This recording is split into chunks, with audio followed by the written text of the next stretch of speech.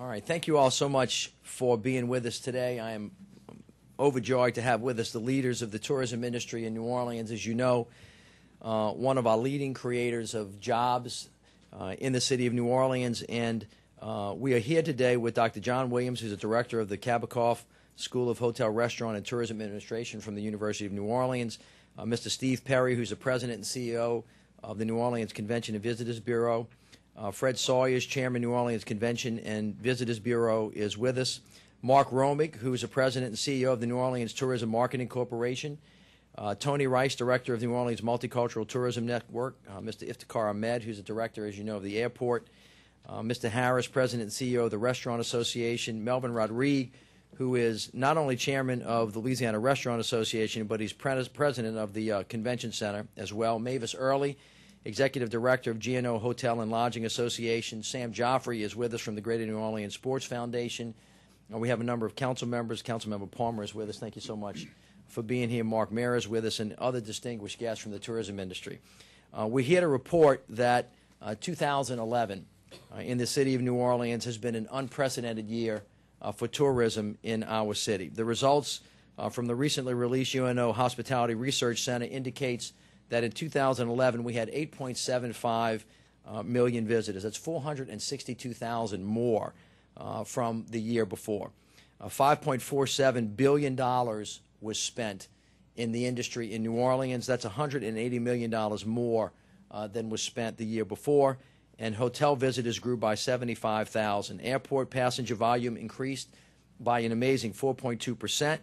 And thanks to everyone involved, for those that are in the front of the house and the back of the house, as you often hear me talk about culture and restaurants, 74,000 jobs are represented by the tourism industry, which is a huge, huge number of individuals. As we talk about jobs across the United States of America, this is something that is blowing and going in the city of New Orleans. And I want to thank those that are largely unrecognized from behind the scenes that do the hard work and they dedicate the hours. And also I want to thank the folks that visit here. You know, they're the ones that really drive how well it goes, and they've been unbelievable, civil and well-behaved, and a good time by all.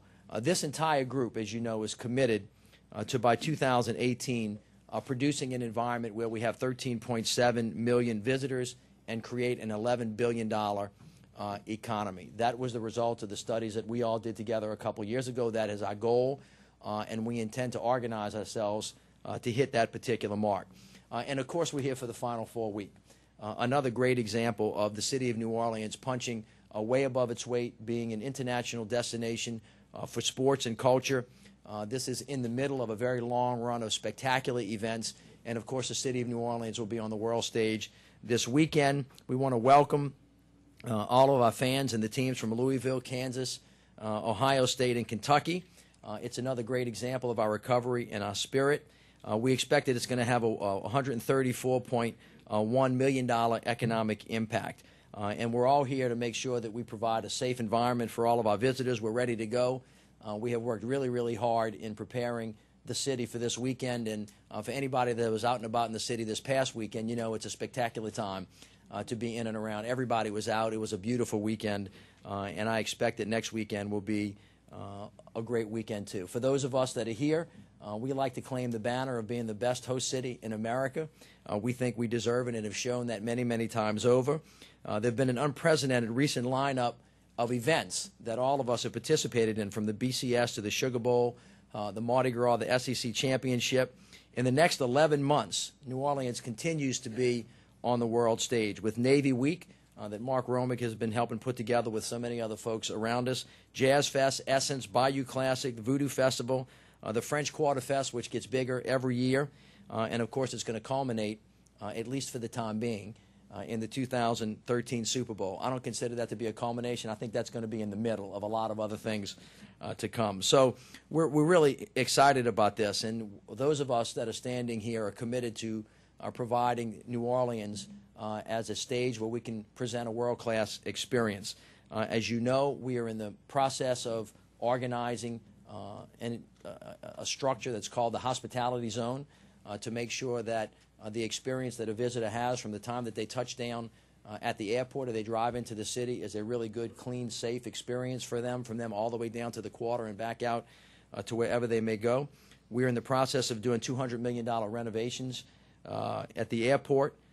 We have over 24 hotels undergoing millions of dollars of renovations on the heels of opening the new Hyatt. And as you know, this week we are working on most of the reforms that we have put forward with Councilmember Gisselson-Palmer's help through taxi cabs. So we feel like we're really kind of starting to hit our stride once again post-Katrina and beginning to actually compete internationally as we did pre-Katrina. So with that, I thank all of these members for coming. I'd like to call up Councilmember Palmer for a couple of comments, and then we'll have Mark Romig, Steve Perry, Tony Rice, and then Dr. John Williams from UNO. Councilmember Palmer. Thank you. Thank you, Mr. Mayor. Good morning.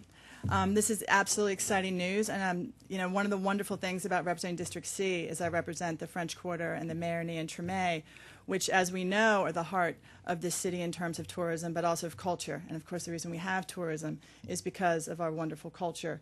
And I think what we see underscores that, and it underscores that the rest of the country understands the uniqueness of this place. And I just want to thank everybody behind us and behind me and the mayor, because this is a team effort. And this team has really put forth a tremendous amount of effort to get us to this place. And the wonderful thing about the place where we are right now is we're not just talking about tourism and economic development. We're talking about long-term sustainability for this industry and for this city and for this region. And we're doing this through a systematic approach of improving all of our infrastructure, which will not only benefit our tourism industry, but our residents. And that is what is going to keep moving the city forward. So I want to thank you for that. Thank you. Stephen? Thank you. Thank you, Mr. Mayor and Council Member. This is a really happy day for our industry, and I know the employees who are on the front line and who do the welcoming and provide the services are pleased with these results as well. We continue to apply our advertising and marketing tools to telling the rest of the nation and beyond that our city is the most authentic and unique destination, one that offers the richest in cultural experiences. These results bear fruit to our attention and focus on the Hospitality Master Plan, which challenges us to build a stronger tourism industry and an even more attractive destination, if you can imagine that. We fix the dissatisfiers, we build demand generators along our treasured riverfront, we fix our French Quarter, all these aspects of the hospitality zone that the mayor spoke to, and then we need to maintain and enhance those services. All are integral components of this important quest. As we are successful, and we will add jobs, add visitor spending, and overall visitation. Advertising works. As of today, 54.6% of visitors reported having seen or heard advertising about New Orleans last year. This was an increase from 48.6% who reported seeing our messaging in 2010. This may be attributed to the additional money we received from BP, and we were able to spend that on national television and other promotions. As the results show, visitation from Louisiana, from our state, is the top feeder market for New Orleans in 2011. The next popular states were Texas, California, Florida, Mississippi, and New York. When looking at overnight visitation, because we not only measure the people who come into the city, day trippers as well as people who might stay with family and friends, we also measure overnight visitation, hitting our hotels particularly. The top feeder markets closely resemble this list, and we're Texas as the top market, followed by Louisiana, California, Florida, New York, and Illinois. Regarding our most important cruise ship market, 1.3% of total visitors' responses identified themselves as cruise visitors, and 82.7% of these indicated that they spent one or more nights in our city, either before or after their cruise. Our marketing campaign for 2012 will begin in earnest in mid-April and will run uninterrupted around the nation, primarily in our key drive markets, through mid-October. We will use a mixture of national and spot television, cable, radio, newspaper, national consumer print, and online marketing. Our consumer market remains travelers between the ages of 25 and 64. We will also devote much of our activity to speaking to various segments within this mix. Cultural travelers, people who like to go to festivals, travelers who like nightlife and music, LGBT travelers, multicultural travelers, which are primarily Black and Hispanic travelers, and the family. We also want to underscore the importance that sports brings to our market and to our tourism industry, primarily leisure travelers, the good work that the Greater New Orleans Sports Foundation has done, as well as the Sugar Bowl Committee and all the other organizers that bring these important events to our city, as we are experiencing this week, cannot go unsaid. The New Orleans Tourism Marketing Corporation looks forward to continuing our partnership with the city, with our friends at the New Orleans Convention and Visitors Bureau, the Greater New Orleans Hotel Lodging Association, the LRA, the Multicultural Tourism Network, the Convention Center, the airport, the Port of Call, along with all the many attractions and retail to promote the city that we love. Thank you. Thank you, Mark. I appreciate it. Steve?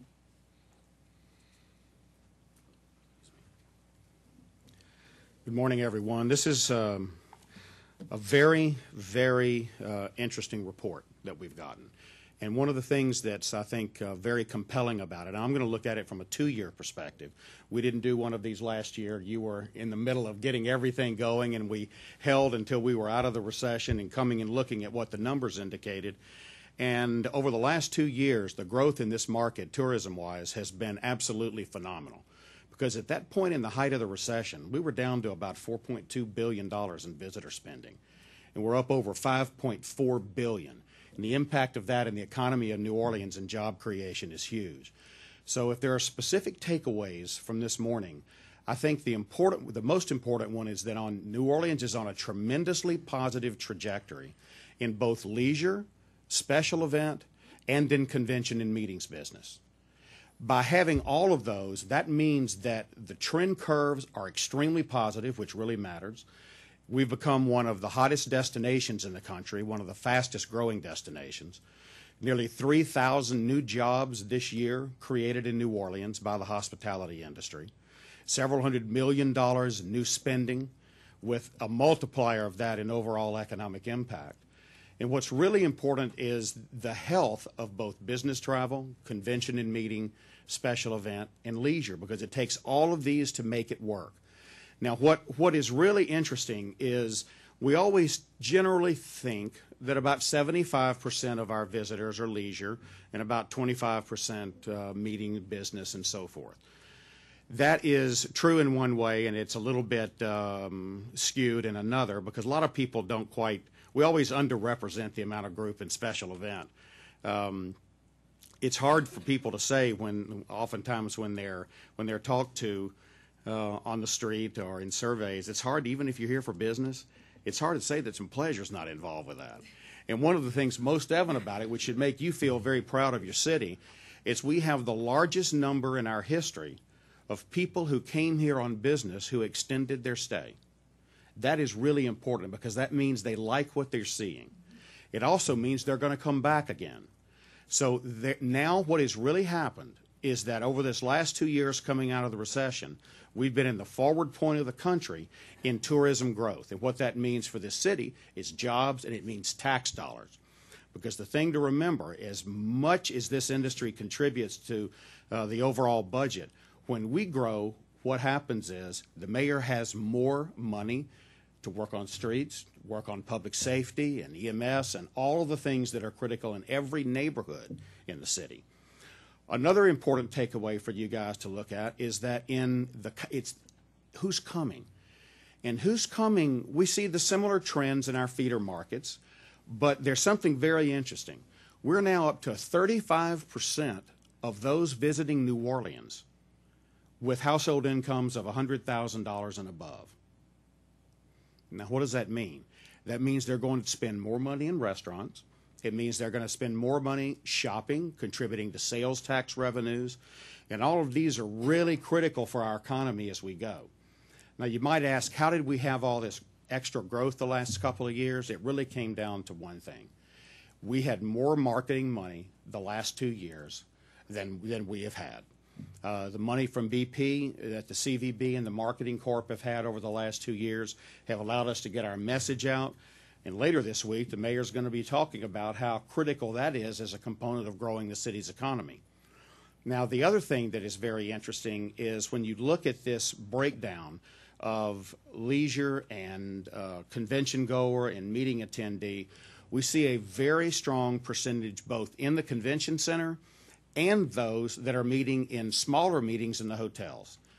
Having that combination is very, very important. And one of the great signs for us from a meeting and convention perspective, from 2010, those amount of rooms that are booked for the following year, 2011, if you take that number and you looked at what our convention sales team did in 2011 for 2012, it's up 37%. Now that means jobs, it means revenue for the city, badly needed revenue to use in a lot of different areas. And we're going to see that just continue to grow. And the final thing I want you to know, now we haven't announced this yet, but in January, the city had the largest January tax collection from hotels in the history of the city in January. That's a tremendous positive. And I know the mayor and Andy and all of their team are really wondering what this year is going to unfold budget-wise. Well, in the first 2 months, we're in the top 2 in our competitive set of the top 25 markets in the United States from January 1 through March 1. So you got it going right. We got to keep it going, and we're very pleased about where we are now. Thank you, Stephen. Tony Rice. Thank you. Thank you. Good morning. I just want to say that the numbers are fantastic, but I can't say that the people that are in this room that we're surprised. They tell us what we already know, that New Orleans is back and we're open for business. Specifically, as it relates to the African-American market, the BCG study stated that the African-American market was an important microsegment for 2 reasons. Because African-Americans had a positive perception of New Orleans, and they were more likely to visit within the next 3 years. And we're seeing that in the numbers, that the African-American market is growing, it's getting bigger. The family reunion market, which is central to the African market, we are seeing so many calls for the summer months, people wanting to come to New Orleans for their family reunions. These groups can be anywhere from 10 people to 200 people, but they typically travel in the summer, and they fill a need period for us. So that's great that that market is coming back. In addition, the Essence Music Festival, we have a fantastic relationship with Essence. For the first time, they are bringing all of their corporate sponsors to New Orleans for a summit that's going to happen this week. We will be taking them on a personal tour of the city, showing them different sites, different places to do events. But more importantly, we are going to talk to them about opportunities in the city of New Orleans for their sponsors to be involved year-long, not just during the Essence Music Festival. Of course, we're going to welcome the Urban League this year. That's a huge plus for us.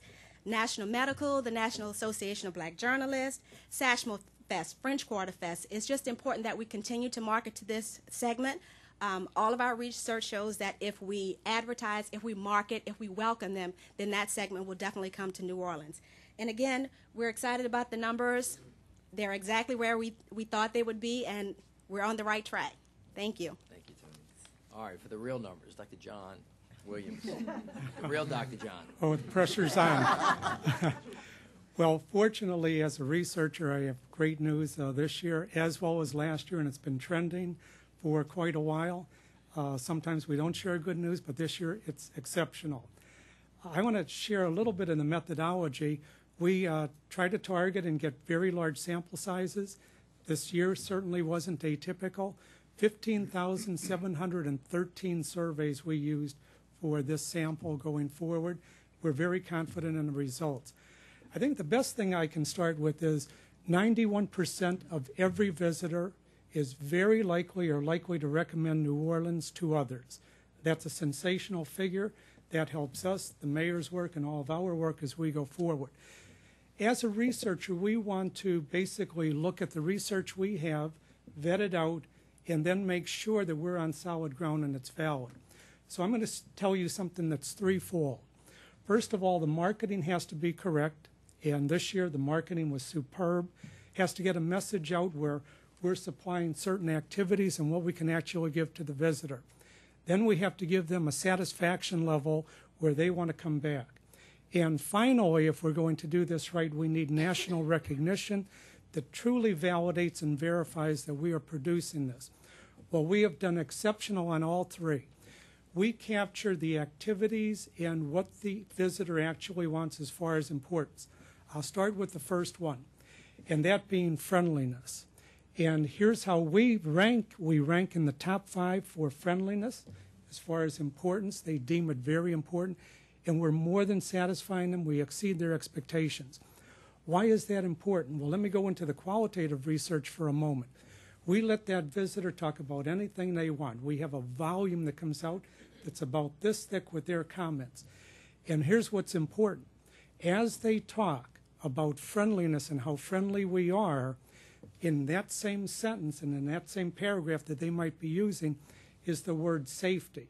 it translates over, whether it's the police, whether it's the common citizen, whether it's anyone else that happens to come in contact with them, such as service employees, they see that, and that's excellent for us. So how do we validate that nationally? Many of you probably saw Travel and Leisure for the November 11 issue. #1 in the nation for friendliness. Truly validates we are the friendliest place in the nation. Let me talk about another which always tops our list for the most important for that visitor, and that is the variety of things to do. You just heard a whole proliferation of things that we now offer. It's very broad, it's great, and that's what we're offering. If you look at that same magazine article, you saw that we placed #1 live bands, concerts, and venues like that. So this is also echoing over into the national scene. And I'll close with another which is usually about our #3 for the area, and that is food and dining. 84% of every visitor we have goes to a casual theme restaurant. Listen to this, 43% of every visitor goes to a fine dining establishment, and on subsequent visits frequents them more than the initial visit. That's growth, that's tremendous.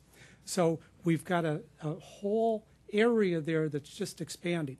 And when you think about it, as we go from 805 restaurants prior to Katrina to approximately 1,300, that's growth in the community, that's restaurants and facilities taking ownership of that property, taking ownership across the area as it expands.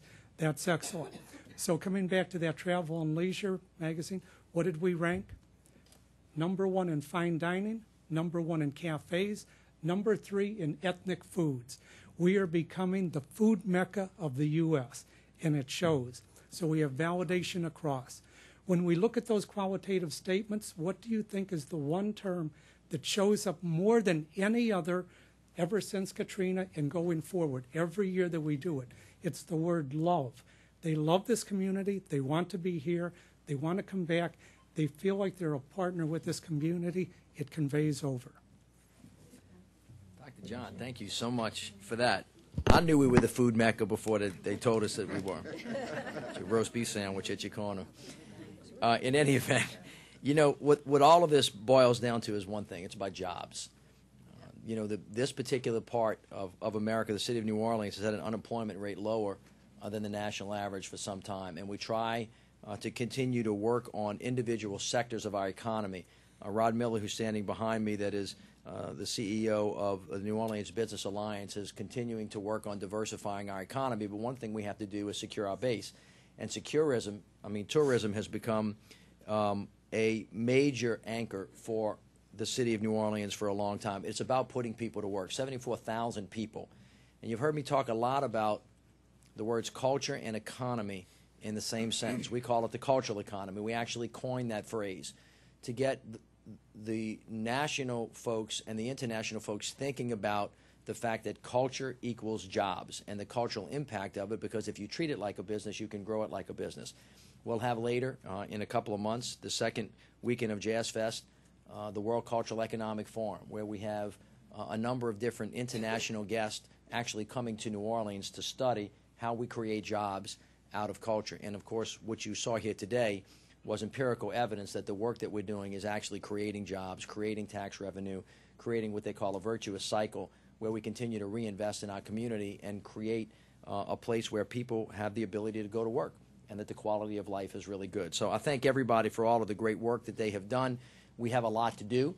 There's no question about that. You can't continue to be an international competitor if you don't reinvest in the infrastructure that you have. That's why we did the BCG study that laid out for us a master plan that everybody standing behind us is working towards. So if you want to know where the industry is going, go read the BCG report, and we're beginning to implement the strategies that were laid out on the timetables that were set out in that report. Again, our goal is 13.7 million visitors by 2018, which I keep calling the people of the city to. That's our 300-year anniversary. That is our big World Cup. That's our Olympics. That's what we're all kind of moving towards as we build a long-term master plan for the future of the city of New Orleans, not only in tourism, but in education and healthcare and those areas as well. So I thank you all for that. Dr. Williams, thank you for that great report. And everybody, thank you for your comments. And I'll be happy to answer any questions that you have or give them to somebody who can. Yes, Ms. Krupa. A little bit about the hospitality district and how it's Yes. legislature that would become part and parcel of all that. Yes, the hospitality zone really is an idea as much of a space.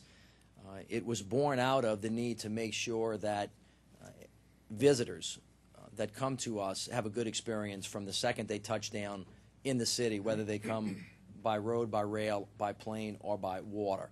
And so it originally started off with me gathering together everybody that a visitor touches when they get here, from the time they walk off the plane to the time they walk into the terminal, to the restrooms and how they look, to getting down into the baggage claim area, to getting on the taxi cab, to coming across, coming down the interstate, to going under the rail line, to getting off at the exit at the convention center, to making sure you get to your hotel, to the concierge taking care of you, to making sure that everything works well, not only downline logistics, but to make sure the infrastructure is up to speed as well. And so what we've asked all of the individuals here to do that touch any one of the parts of that industry from a business perspective is analyze your space, understand where you fit in that, think about what kind of private sector investments you have to make to upgrade your space, and then what does the public sector have to do. And when we get into the public sector sphere, who owns that? Is that a federal government piece? Is it a state piece? Is it a local government piece? Is it Jefferson Parish? Is it Orleans? And we've pulled everybody together. And we have, through capital projects on the city side, identified major infrastructure projects that need to be done, what sidewalks need to be repaired, who's responsible for them, how we're going to clean the city up. And that really is kind of the idea of the hospitality zone. Not surprisingly, as you think about financing that, most of that money is in place already. The City of New Orleans is going to spend some of its capital money. The Convention Center is going to invest some money. We're asking the industry to contemplate a hotel-motel tax that will allow them to do more marketing, as Steve Perry talked about earlier, because that's the engine that drives the visitors here. And we're trying to put together a public-private partnership that allows us to keep that dissatisfier that was enunciated in the BCG report of the infrastructure and turbocharging, this district that folks work into to make sure that it is really state-of-the-art and clean and safe. And that's really the idea about trying the hospitality zone. The pieces of legislation that are in Baton Rouge right now are placeholders as we work through the specifics and talking about exact specifics of who's going to do what, where, when, and how it's going to be financed, what it's going to look like, how much it's going to cost. But we feel very comfortable that we can get all of it done before the Super Bowl. Is there one you support more than the other? Both of them are placeholders. They're both placeholders right now, and they will hopefully mirror the agreements that we're trying to confect. But they generally are the city putting in money for capital, the tourism industry putting in money for capital, both the private sector saying that we're going to increase the hotel-motel tax that'll be divided into marketing and then to recurring expenses that revolve around safety and cleanliness is kind of the general parameters. But we're not complete yet, and I don't want to announce it all until we're complete, but it'll be forthcoming very soon. Next few weeks. Next few weeks. No later than the next few weeks. We have to get it done, and we're very, very close. Andy has been leading the negotiations with the private sector. Melvin Rodriguez has been helping, Darryl Berger, and a lot of other folks really have been working on this for a long time. And we're not waiting until we get the agreement. Everybody has personal responsibilities that they're taking up now. So you see the upgrades in front of the convention center. The LSEDs, I'm sorry, in front of the Superdome. The LSED is already doing that. You see upgrades taking place at the convention center as we speak. Business owners down in the quarter are doing that as well. I envision having one day where we have Clean the Sidewalk Day, where everybody gets a power wash and goes out and clean the sidewalk and get their business straight, for when our visitors come in. But it's going to be an all-hands-on-deck thing. And then you'll see us later in the year, as we pull everybody together for the volunteers for the Super Bowl, asking the citizens, themselves to volunteer. Because as you remember, one of the great things that Indianapolis did had huge buy-in by their citizens who themselves were volunteers. And we'll be calling on the public, to specifically do their part as well. Was that it, Michelle? Michelle, was that it? I'm sorry. Yeah. Okay. No, I'm sorry. Mayor, Sure. I think you did just touch on that, but we had so many resources in years past. Going into the future, are you expecting higher numbers or to continue this momentum, or what do you think we're looking at? Ask me, you said we had more resources. In terms of BP money and marketing money, advertising money, things of that nature? Well, yeah, I would, again, this is a continual tension in the industry. When tax revenue comes in, right, what do you spend that on? Do you spend it on infrastructure improvements, on safety? Do you spend it on marketing? You really have to do all three. The return on investment now, when I was lieutenant governor, it was 16-1. It's 17-1 now. So the argument that we made and that we continue to make to the legislature, culture equals jobs. What's the return on investment? When you're competing for tax dollars in the legislative session, if the tourism industry walks up there and says, well, listen, compare us to whatever other industry you want, the return on investments is good. And how do you get there? One of the best ways to get there is by marketing. But when you're marketing, you have to be marketing something that's really, really good. And so you have to have demand generators. The demand generators are the things that, are the events that we put on and the places that people go. So again, that's why we've been having this discussion now, I don't know, for 5-10 years about making sure that the French Quarter and the spaces that people go, the Superdome, the Convention Center, the fairs and festivals, are quality products, both physically, and programmatically, so that people will want to come back and give us the kind of reports that they give to Dr. Williams in terms of, I love it there, I feel safe, I want to come back, and by the way, when I'm there, I want to stay a little bit longer. And so you saw way back when our push to do the Audubon Golf Trail. That was just another product that would actually keep people here for a little bit longer. And you see the fruits of their work by the number of not only major special events that we have coming in, but also just the day-to-day number of conventions that we have coming. So Tony, who basically told you about a subset in the BCG study about African-American visitors, has now told you that the work that they have done in the last couple of years is paying off with the National Association of Broadcasters, the Urban League, the Medical Society, and then you have all of the other groups that are coming. We're becoming the #1 destination for African-American visitors in the United States of America, if we're not there already. And it is quite an accomplishment, for focusing on that particular market. Could somebody please quantify the increase in marketing investment? Well, everybody keeps talking about how we've invested far more in marketing. Sure. Thanks to the Yes. money. Could someone please I'm going to have quantify Mark Romig do that. And Steve, if you want to add something to it, you're welcome to. Last year, because of the BP dollars, we were able to spend $3.8 million more than we had initially budgeted for this national promotion. What was the initial budget? I'll get you that exact figure, but $3.8 million more. We spend approximately $9 to $10 million total on online marketing and advertising. But because of that, we were able to maintain, I think, and sustain the numbers that we have. And we are wanting to do that again this year. So we are going to have to spend some of our rainy day dollars, so to speak, to maintain that marketing level. So that's why the mayor spoke to additional marketing spend. We're going to have to find some place to find those dollars if we're going to compete with our other cities that are asking the destination travelers to come. At the latter part of 2010, we had $6 million that we had never had to be able to add to the combination of public relations, online, advertising, television. That was then carried forward, but we're at a point right now, we've seen 2 years of tremendous growth, but both the CVB and the Marketing Corp have gone into reserves to maintain this because the city needed this very badly. So what we're looking at, that the mayor's going to talk about later in this big picture that he's going to fashion for you, is that without those dollars, you're on a recurring basis, you can't keep the trajectory of growth going. So what you're going to see from him and from the industry is going to be that twin-part program, fixing those things that weren't as good as we would like them to be, whether it's infrastructure or public safety, or making them better. And the second is going to be in a highly, highly competitive world where other CVBs around the country are tremendously expanding their marketing spend. We have to do the same. And to give you a key example, at the CVB alone, you're going to see we are 20% down in the number of sales managers at the time Katrina came, 20% below. And yet they're achieving some remarkable things. Well, imagine if we had even more, if we could add that 20% back and then some, what that could do in addition. Now you're talking about hundreds of millions of dollars, and you're talking about thousands of jobs into the economy. And for Mark, the same thing. Mark, if we're able to accomplish these things, Mark is going to be able to go more nationally. And if you look at these numbers, where we're focused on the drive radius audience right now, what he's going to be able to do is to take us into the top feeder markets of New York and Chicago and L.A. that we can't get to with enough force now. Thank you. Yes. I wanted to ask about the airport. You mentioned 4.2 about going into the markets that aren't drive markets.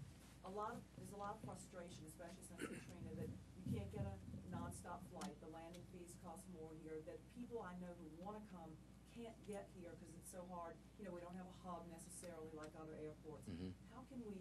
Iftikhar, you want to? Iftikhar, Executive Director at the airport. Well, we're spending about $350 million, and we're going to be ready for Super Bowl. And most of those projects are complete. When you go to the ticketing lobby and the rest of Mayor was there October when we opened the 6-gate expansion on D. But there is other things that we're doing too. But I would like to address your question is that when Katrina happened, we were size-wise, how busy an airport is in the United States. Out of 840 airports, we were number 40. Okay, and after Katrina, we went down to number 56. Okay, last month we were number 42. Okay, so when folks say, "Have we arrived yet?" I think we have, but there is a lot more that we could do. Then also would like to say that last year, as Mayor said, we went up by more than 4%. The rest of the comparable airport went up by 0.03%. Okay, so New Orleans is growing much faster. January number we were up by 2%. Our seats were down by 8%. New Orleans filled the gap of 10% to go up by 2%. And January preliminary numbers are up by 10%. This is just really good numbers. I'm sorry to interrupt. Is that translating into more carriers coming in with bigger planes? And is it true that our landing fees are higher than other airports, and that's why they don't come? That why there'll be more here? We have strategic issues at the airport that we're fixing, and we have made a big difference in terms of landing fees. Now, I would like to make sure that we understand the difference between landing fees and airfares. In terms of airfares, New Orleans, in the top 100 airports, we're number 42. New Orleans is number 73 in airfares. Memphis is the most expensive, and our airfares are number 73, even though we're number 42. So you can get to New Orleans at a really good price, and it's showing. So carriers coming here because of this increase. That's what I'm trying to. We picked up Frontier, we picked up WestJet, we picked up Air Canada, we got Toronto back. With 4 other destinations, we can provide you that information. Let me answer. I want to answer your question directly, more directly. Landing fees are a part of it, but if you want to increase the number of airplanes that come, you have to increase demand. An airline executive told me that he would land a plane in a cow pasture if there were people waiting to get on the plane. And so really the most important thing is to increase demand, whether it's corporate, whether it's leisure, or whether it's convention. And if you do that, the planes will come. And that is something that we continue to work on. The building is important, and it's obviously really wonderful to go into a nice space, but demand is the most important. And you have to get both of those things if you want to have a state-of-the-art transportation, infrastructure in place, whether it's by air, or ground, or by water, actually. Last one before we talk. Yes. Yes, ma'am. The Final Four just a few days away. Yes, ma'am. Kentucky. I'm sorry. I don't know who you're going to ask. That's my...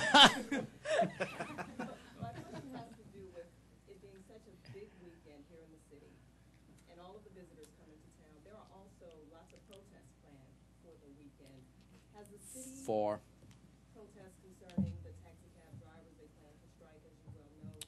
Wyndham Allen, Justin Sipp. Does the city have a plan with some of the contention in the community? And if so, what is that plan? Will it be protest zones like in the past, or what is the city? I don't think so. I think that it's kind of it happens all the time, and so in America today, whether it's Occupy Wall Street or whatever it is that they may be, there's always a plan in place to accommodate individuals exercising their First Amendment rights, unless it's to the point where it's going to disrupt the activities. I think everybody certainly has a right to say whatever they want, whenever they want to say it, within the zones of safety that we have provided, and we're well organized and ready to allow them to do that and to do what we have to do too, for the weekend to go and hopefully be uneventful, and both of them can coexist. So there will be protest zones or no? I don't. Well, let me say this: we don't expect that they're going to be the level of protest that are going to require protest zones. If it gets to that point, we'll certainly make accommodations for that. Absolutely. The last one. Sure. Would you oblige me, please, Mr. Mayor? Sure. And team, with NCAA coming up soon, for our sister stations, we're sending interviews out. What would you say to folks coming this weekend, and what is the message that you want to get across to all the fabulous people coming? Well, first of all, welcome to New Orleans. We love having you. We're really excited to be your host, as we always are, and we expect that you're going to have a spectacular time. We can't wait for you to get here. All right? Thank y'all. We're good. Thank you, guys.